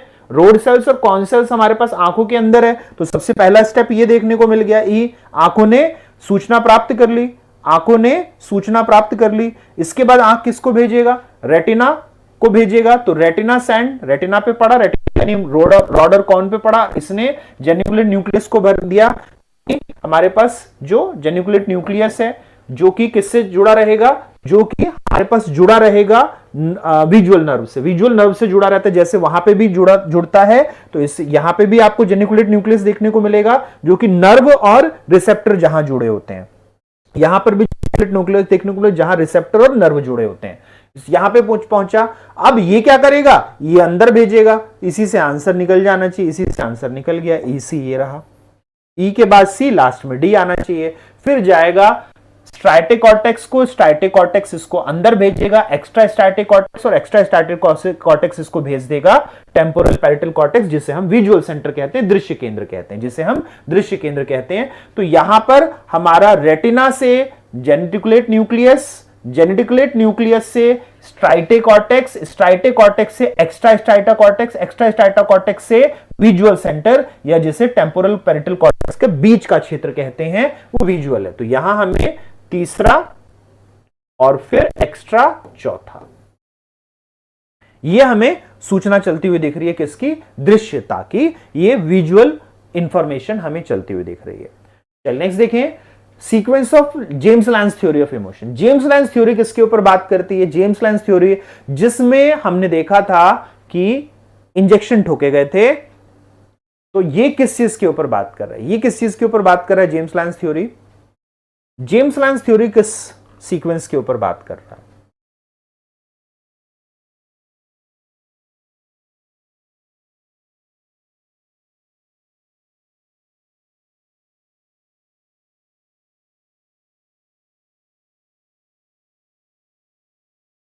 तो सबसे लास्ट में हमें देखने को मिलेगा फीलिंग ऑफ इमोशन। ये तो हमें पता ही है, क्योंकि इमोशन थ्योरी तो सबसे लास्ट में संवेगों का अनुभव देखने को मिलता है। James lens theory linear theory है, लीनियर थ्योरी ये हमें पता है, तो ये लास्ट हो गया, ये तो हमें लास्ट पता चल गया।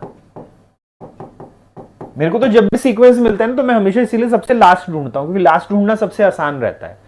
लास्ट हमें पता है ब्रेन में पहुंचेगा या फिर हमें बिहेवियर में मिलेगा, दो ही जगह मिलेगा, या तो ब्रेन में पहुंच रहा होगा, अगर हमारे पास एफरेंट है तो बिहेवियर में दिखेगा, तो उससे मुझे मैं आइडेंटिफाई कर लेता हूं आराम से। तो लास्ट में इमोशन का अनुभव है, संवेगों का अनुभव है जो हमें देखने को मिल रहा है, संवेगों का अनुभव देखने को मिल रहा है। तो यहां पर हमें ए देखने को मिल गया, 3 में ए है, ये गया 3 में ए हमें देखने को मिल रहा है। चलिए आखिरी से तो हमें एक चीज कंफर्म हो गई, हमारे पास अब 4 चीजें रह गई, एक हमें आइडेंटिफाई कर लिया। अब अगर इसमें देखें तो सबसे पहले हमें क्या देखने को मिलेगा? तो सबसे पहले ये बात किसकी करते हैं? ये बात करते हैं physical to emotion, James Lange का हमारे पास है। ये जो जेम्स लैंस की थ्योरी है हमारे पास कितनी है? हमारी ये लीनियर थ्योरी, ये वन फैक्टर थ्योरी कहलाती है। तो ये क्या देखने को मिलती है? ये कहती है कि पहले हमें फिजिकल देखने को मिलेगा और फिर यहां से हम इमोशनल को देखेंगे। ये जर्नी पूछी गई है। तो सबसे पहला फिजिकल है, सबसे लास्ट इमोशन है। ये दो चीजों के ऊपर बात करते हैं, तो सबसे पहला फिजिकल होना चाहिए।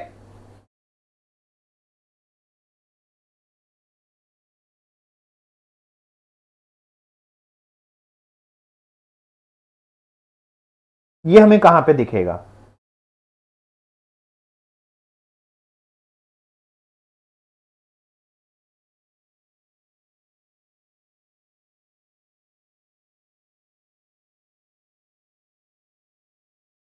सेंसरी फीडबैक, ये तो सेंसरी फीडबैक आ गया। तो सबसे पहले हमें, इससे पहले हमें दे रखा है सिचुएशन, जेम्स लायंस के हिसाब से सिचुएशन भी हमें दे रखी है, तो पहले सिचुएशन को देखना पड़ेगा। तो इसमें इससे फिजिकल से पहले का आपको भी दे रखा है, यानी फिजिकल से पहले भी दे रखा है। जब हम यहां पर स्टिमुलस को देखेंगे, ये स्टिमुलस से पूरी प्रोसेस दे रखी है, स्टिमुलस के बाद फिजिकल और फिजिकल के बाद इमोशन। तो यानी पहला हमारा स्टिमुलस हो जाएगा, दूसरा स्टेप फिजिकल हो जाएगा, तीसरा स्टेप हमें इमोशन देखने को मिलेगा। पहले उद्दीपक या उत्तेजना है, पूरा पूरा पूछ रखा है, मेरे को लगा सिर्फ फिजिकल से इमोशन नहीं है, पूरा पूछा हुआ है यहाँ पे। फिर हमें शारीरिक पूछ रखा है और फिर हमें सांवेगिक पूछ रखा है, ये 3 पूछ रखे हैं। तो एंड तो हमें पता चल गया, अनुभव है, एंड तो हमें ये पता चल गया ये लास्ट होगा, ठीक है। अब इससे पहले फिर हमें फिजिकल बॉडी देखने को मिलेगी, फिजिकल बॉडी देखने को मिलेगी। तो इससे पहले जो हमें देखने को मिलेगा वो देखने को मिलेगा situation, brain receive the feedback, तो ये फीडबैक देखने को मिलेगा। Brain receive sensory feedback of the responses in the body, क्योंकि होगा बॉडी में चेंज होंगे, उससे संवेग होगा, शरीर में होने वाली प्रतिक्रियाओं का फीडबैक ज्ञानेंद्रियां प्राप्त करेंगी, मस्तिष्क को भेजेंगी। तो ये हमें देखने को मिल गया किससे, ई से, ए से पहले, ए लास्ट था होगा, सी ई, यहां से आंसर आ गया, सी आ गया आपका, ये सेकंड लास्ट होगा। अब इसमें हमें बीडीई दे रखा है, सबसे पहले सिचुएशन आ गया, ठीक है, सिचुएशन आ गया, स्टिमुलस सिचुएशन से मिलेगा, हमें संवेग स्थिति उत्पन्न करने वाला, यानी सांप दिखा, स्नेक दिखा, ये ठीक है, स्नेक दिखा, सबसे पहले स्टिमुलस होना चाहिए ना, सांप दिखा। तो जो हमें सांप दिखा वो पहली स्थिति हो गई, प्रोड्यूसिंग सिचुएशन। जो हमें स्थिति उत्पन्न करने वाला हमें देखने को मिलना चाहिए। जब ये हमें स्नेक दिख गया तो स्नेक दिखने को मिलेगा, तो ये किसको करेगा, ये पेरिफेरल नर्वस सिस्टम को एक्टिवेट करेगा। ये रहा पेरिफेरल नर्वस सिस्टम, ये पेरिफेरल नर्वस सिस्टम को एक्टिवेट करेगा। जब पेरिफेरल नर्वस सिस्टम को एक्टिवेट हो गया तो हमारे शरीर में अलग अलग वाइटल्स बढ़ने लगेंगे, यानी चेंजेस अकर इन बॉडी, हमारे शरीर में परिवर्तन होने लगेंगे, पसीना आने लगेगा, हमें दिल की धड़कन बढ़ने लगेगी। जब हमारे पास दिल की धड़कन बढ़ने लगी तो इसको हमारा शरीर क्या करेगा, हमारे मस्तिष्क को भेजना शुरू कर देगा, और जब हमारे मस्तिष्क को भेजना शुरू कर देगा तो हमें रिस्पॉन्सेस मिलने लगेंगे, यानी ये चौथा को मिलेगा। और लास्ट तो हमें पता ही है कि हमें इमोशन फील हो जाएगा, हमें इमोशन फील हो जाएगा। आंसर यहां पे हमें पहला देखने को मिल रहा है, पहला देखने को मिल रहा है, ठीक है। यहां ये तीनों प्रोसेस बात की गई है। स्नेक पहले देखने को मिला, उद्दीपक था, उससे फिजिकल चेंजेस हुआ, फिजिकल से इमोशन चेंजेस हुआ। तो यहां पर सबसे पहले हमने सिचुएशन देखी, सिचुएशन के हिसाब से शरीर में चेंजेस किए, सिचुएशन देखा, नर्वस सिस्टम उसको, ब्रेन को शरीर में चेंजेस करेगा, उस शरीर के चेंजेस के हिसाब से हमें इमोशन देखने को मिलेंगे। जेम्स लायंस लीनियर या वन फैक्टर थ्योरी हमें देखने को मिलती है। Limbic system is responsible controlling the emotional behaviour. Laddoo question है, उपवलकुटीय तंत्र में क्या हमारे भावनात्मक व्यवहार को रेगुलेट करता है, कंट्रोल करता है। व्यवहार को कंट्रोल करने का काम कौन करता है,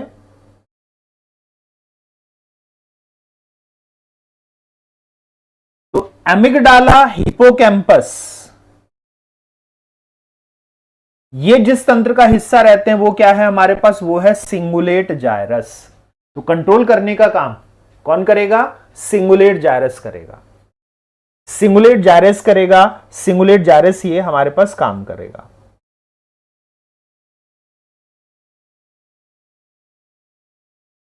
ठीक है, एमिगडाला हमारे पास इमोशनल मेमोरी है, हिपोकैम्पस हमारे पास हमारी अभी की परमानेंट मेमोरी हमें हिपोकैम्पस में देखने को मिलती है। ये दोनों इमोशन से जुड़े सारे के सारे हमें बिहेवियर देंगे, ये इमोशन से जुड़े बिहेवियर देंगे, जिसको कंट्रोल करने का काम सिंगुलेट जायगोरिस करेगा, जो कि सबसे बड़ा स्ट्रक्चर देखने को मिलता है, जिसके अंतर्गत हमें ये सारे ऑर्गेनल्स देखने को मिलते हैं, ब्रेन ऑर्गेनल्स देखने को मिलते हैं। मस्तिष्क के जो अंगांग हैं, मस्तिष्क के अंगांग वो हमें सिंगुलर जायरेट के अंदर देखने को मिलेंगे। आरईएम स्लीप कौन सी कंडीशन होगी? PGO, alpha, flip flop, histamine.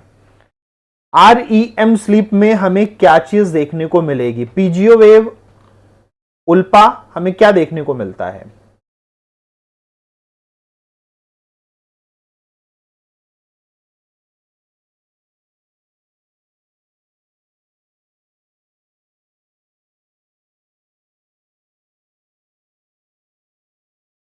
तो हमें जो वेव्स देखने को मिलती हैं, जो स्पाइक्ड वेव्स देखने को मिलती हैं, जो इसमें हमारे पास उछाले मारती हुई देखने को मिलती हैं, जो तिर्यक तरंगे देखने को मिलती हैं, उछाले मारती हुई तरंगे देखने को मिलती हैं हमें, वो हमें किस में देखने को मिलती हैं? उनको कहा जाता है पीजीओ वेव्स। उन्हें क्या कहा जाता है? उन्हें कहा जाता है पीजीओ वेव्स। पीजीओ वेव्स हमें यहां पर देखने को मिलेगा। हम यहां पर क्या देखते हैं? हम यहां पर पीजीओ वेव्स देखते हैं, जो कि क्या चीज है हमारे पास? पोर्टोगेनिकुलो ऑक्यूपिटल वेव्स है।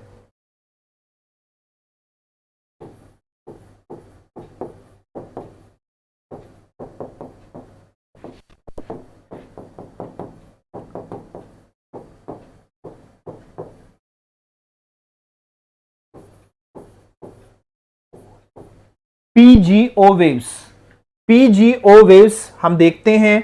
जब हम पीजीओ वेव्स की बात करें तो ये तीन जगह ऑसिलेट कर रही हैं, तीन जगह हमें जाती हुई दिखती हैं। कौन कौन से हमें देखने को मिलती हैं? ये हमारे पास पॉन्स में, ये हमारे पास लेटरल गैनिकुलेट्स हमें न्यूक्लियस में देखने को मिलती है, पॉन्स में,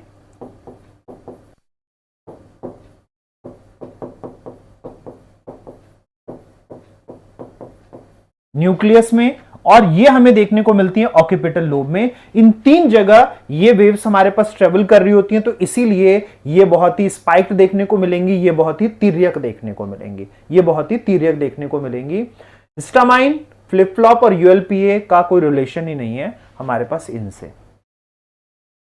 brain lesion subcortical region produced by passing electrical through an insulated electrode is called. तो यहां पे लियाजन के चार तरीके दे रखे हैं हमारे पास। जब हम किसी तरह का घाव होते हुए देखते हैं, किसी तरह का घाव होते हुए देखते हैं, तो ये घाव हमें किस तरह से देखने को मिलता है? तो ये चार तरह से हमें घाव देखने को मिलता है। यहां पे हम चार तरह से घाव देख रहे हैं, ठीक है।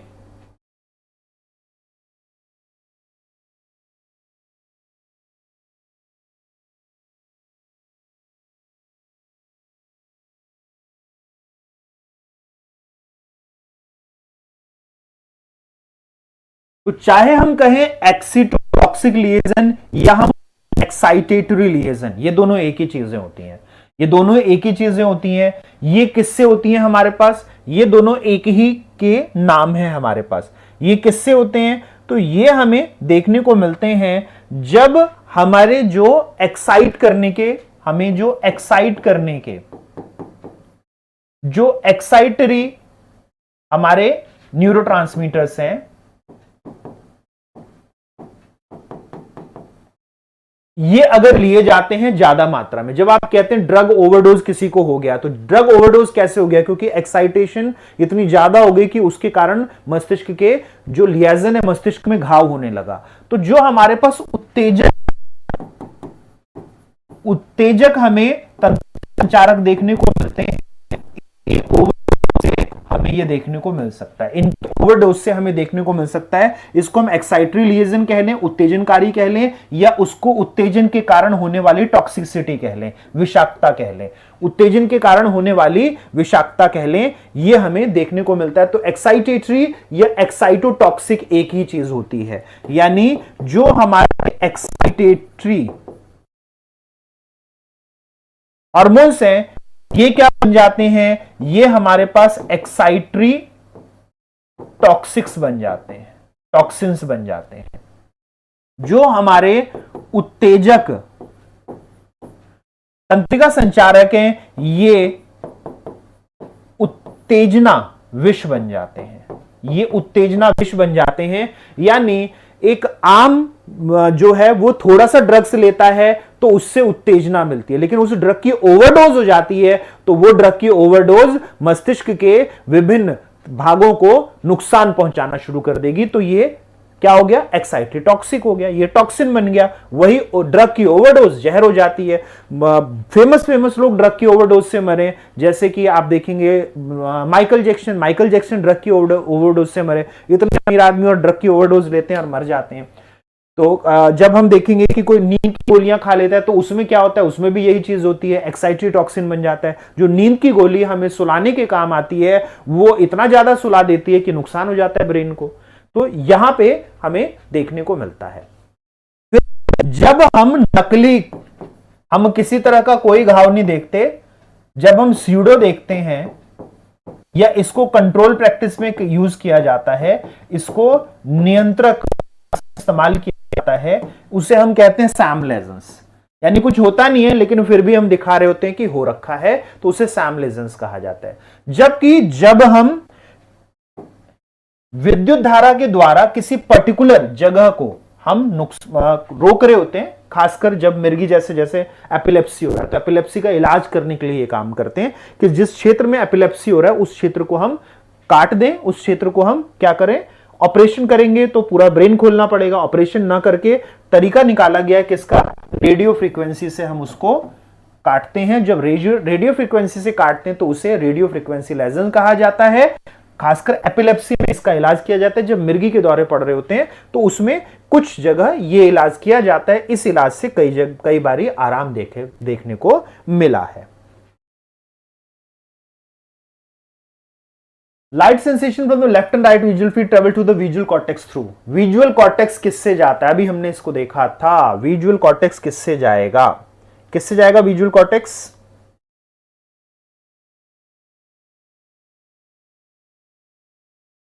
विजुअल कॉर्टेक्स तक किससे जाता है, अभी देखा था हमने।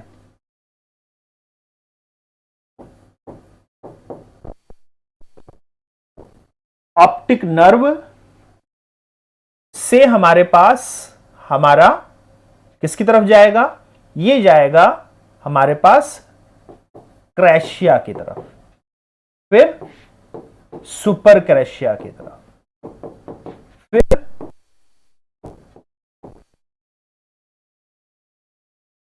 पैरिटल प्लस ऑक्यूपिटल लोब में होता है ना, ये जा रहा है। तो जो ऑप्टिकल नर्व से जा रहा है तो ऑप्टिकल रेडिएशन, और दूसरा हमें क्या देखने को मिलता है, ये जहां पे हमारे क्रेशिया और ऑप्टिकल नर्व मिल रहे हैं, ये मैंने ऑप्टिकल नर्व ओके, जो हमारे पास सॉरी यहां पे हमारे पास किससे जा रहा है, रेटिना से। जहां रेटिना और ऑप्टिकल नर्व हमारे पास मिल रहे हैं उसे क्या कहते हैं, उसे हम कहते हैं लेटरल गैनिकुलेट न्यूक्लियस, पार्श्विक जनवृत्त केंद्रक। तो ये हमें दोनों आंसर्स में देखने को मिलेंगे, पहला भी सही है और तीसरा भी सही है, दोनों सही हमें देखने को मिल रहे हैं। पहला भी सही है और तीसरा भी सही है, ऑप्टिक रेडिएशन भी सही है, प्रकाशिक विकिरण भी सही है और लेटरल गैनिकुलेट न्यूक्लियस भी है। और एनडीए ने भी दोनों को सही माना है, दोनों को सही माना है। मंजूषा जी ये बहुत हार्ड क्वेश्चन नहीं है, आपने इस चीज को नहीं पढ़ा होगा, ठीक है। ध्यान रखिएगा, जो चीज नहीं पढ़ी उसको हार्ड कहना बंद करिए। जो चीज नहीं पढ़ी वो नहीं आता है, वो हार्ड नहीं है। ये सबसे आसान क्वेश्चन है अगर आपने ये पढ़ रखा हो, और ये आपको कोई फैक्चुअल क्वेश्चन है, इसमें कोई भी अंडरस्टैंडिंग वाला क्वेश्चन ही नहीं है, सब फैक्चुअल क्वेश्चन है, सब फैक्ट है। सीधा हमें पता है तो पता है, नहीं पता तो नहीं पता, इसमें हार्डनेस कहां से आई।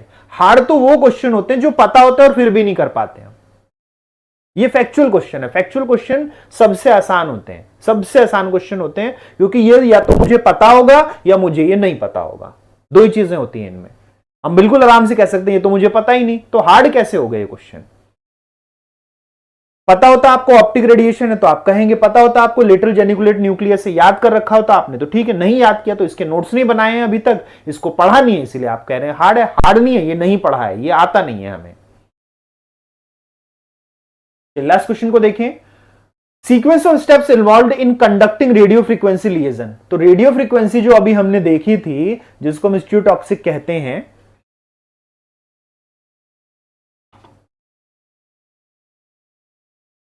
ये हमें क्या देखने को मिल रहा है, ये हमें क्या देखने को मिल रहा है,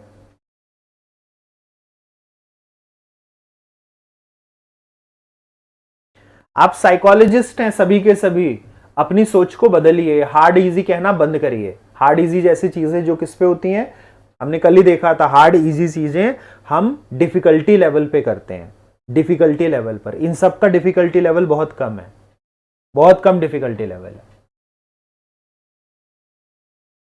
तो जब हम स्टीरियोटॉक्सिक उपकरण को इस्तेमाल करते हैं किसके लिए, रेडियो फ्रीक्वेंसी लीजन के लिए, हमने देखा कि ये जो रेडियो आवृत्ति विक्षति है, हमने कुछ तरह के हमारे इलाजों में इसका कुछ तरह के इलाज में इसका प्रयोग किया जाता है, इसका प्रयोग किया जाता है इलाज में।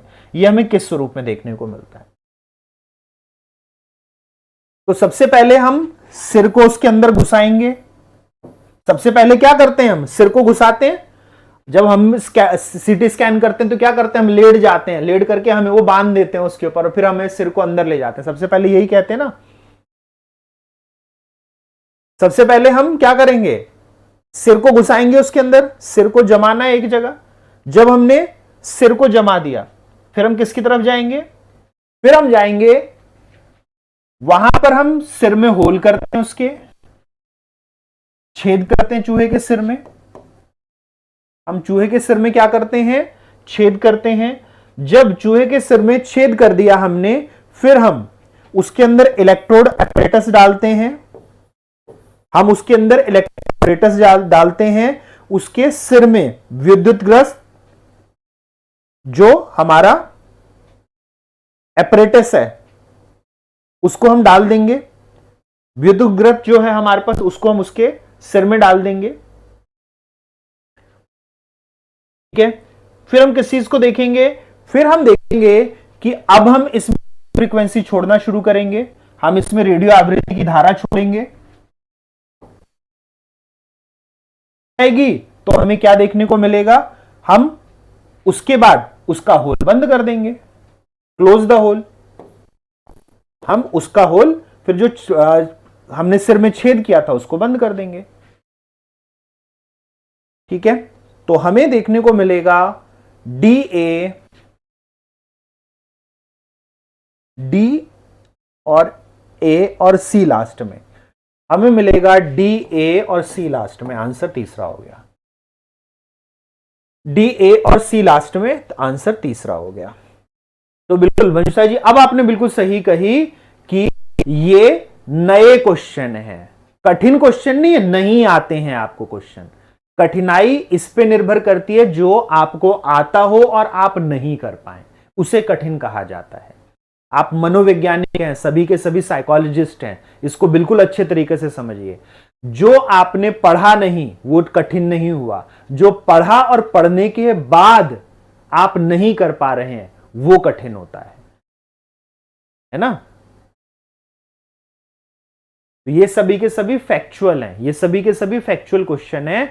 अभी इसमें हमारे बहुत कम क्वेश्चन बायोसाइकोलॉजी के आते हैं जो कि आपके अंडरस्टैंडिंग या फिर एप्लीकेशन बेस हो, बहुत कम क्वेश्चन आते हैं।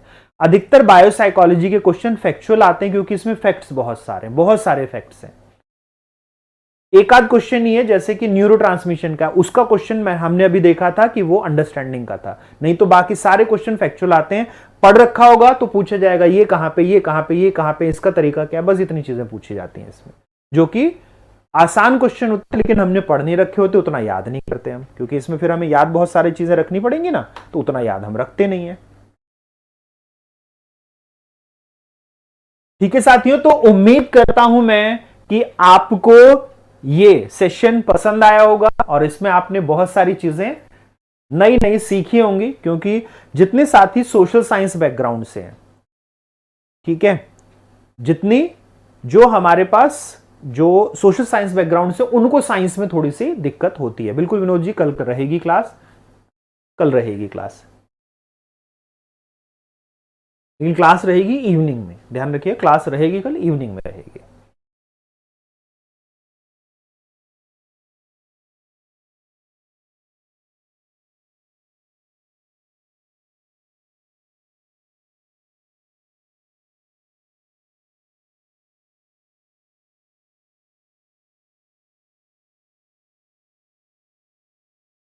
ठीक है साथियों, अब मैं लेता हूं विदा। जितने साथी अभी तक जुड़े हुए हैं आप सभी का तहे दिल से धन्यवाद। आप सब लोग योद्धा हैं जो जमे रहते हैं और आप सब लोगों को सफलता आवश्यक तौर पर मिलेगी। सफलता झक मार के उनके पीछे आती है जो अपने लिए, अपने समृद्धि के लिए, अपने बेहतरी के लिए काम करते हैं, है ना। तो कह के गए ना बाबा रणछोड़ दास की, अपने आप को इतना काबिल बनाओ कि सक्सेस, सफलता आपके पीछे आए, आप सफलता के पीछे ना जाएं। इसी नोट के साथ आप मैं लूंगा आप सभी लोगों से विदा। शुभ रात्रि, गुड नाइट, शब्बा खैर। कल होगी फिर से मुलाकात। जय हिंद।